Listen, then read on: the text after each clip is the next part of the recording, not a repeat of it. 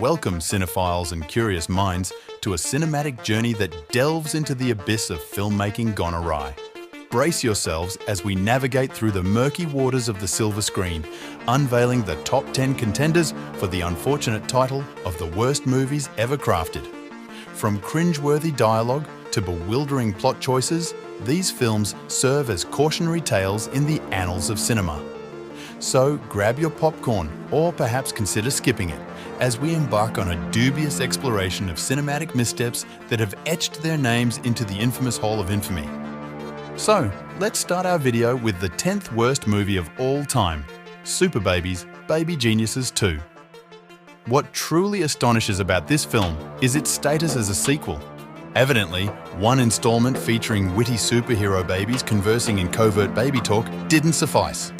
Superbabies, Baby Geniuses 2 falls short in various aspects, from its woeful special effects to a nonsensical plot and cringe-worthy dialogue. The entire movie relies solely on a singular gimmick, lacking depth and substance. Critics unanimously expressed disdain for both Baby Geniuses films, asserting that feeble one-liners don't magically become amusing when delivered by infants. If humour were to be found, it might have been more likely in the toddler's diapers than in the film's script.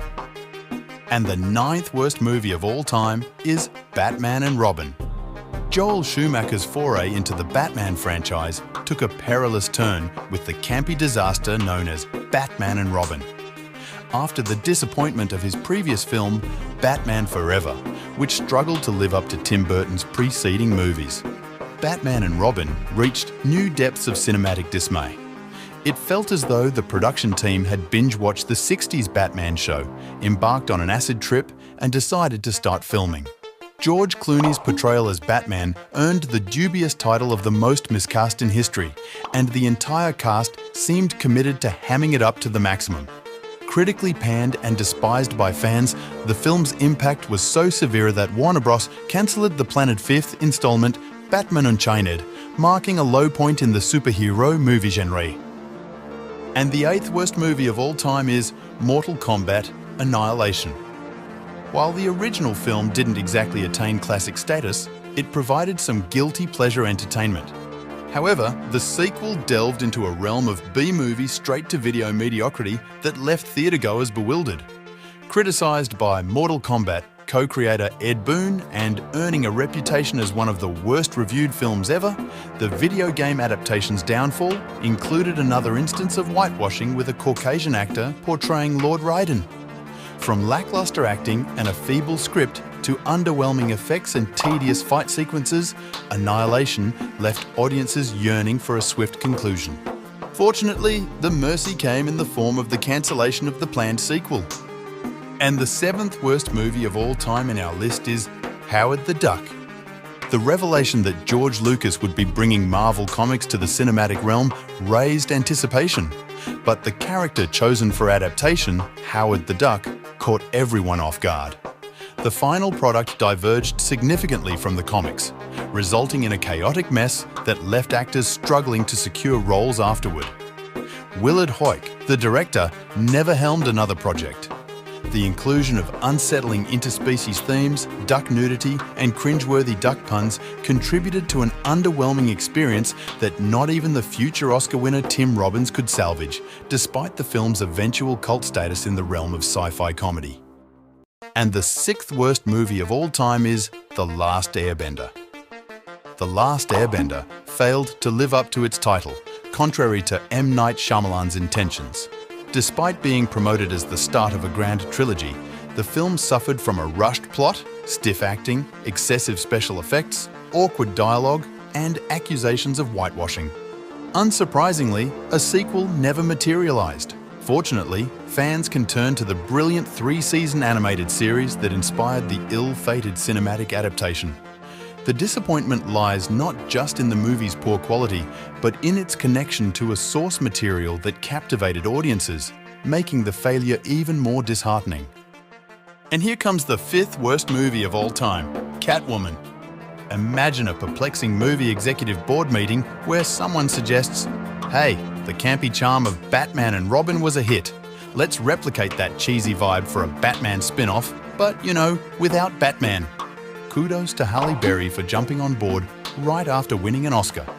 Unfortunately, the resulting film, Catwoman, clinched Razzies for Worst Picture, Screenplay, Actress and Director.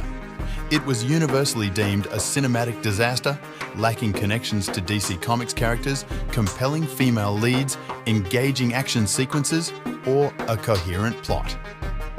And the fourth worst movie of all time is Gigli.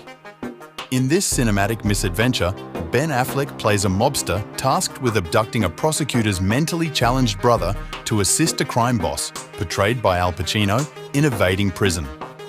A romantic comedy, this unconventional raises eyebrows, with its potentially offensive portrayals of the mentally challenged and lesbians, leaving little room for satisfaction among discerning viewers.